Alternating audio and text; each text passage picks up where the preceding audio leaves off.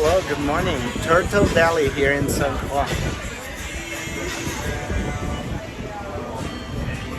Let's enjoy a mimosa in this beautiful view that you see here.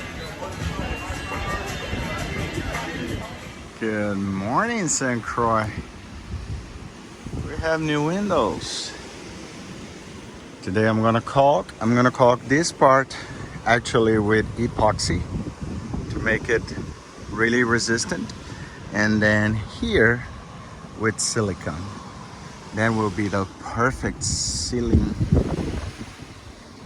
to prevent that beautiful salt to come from the ocean into the container. And then we're gonna paint, but this one I'm gonna preserve.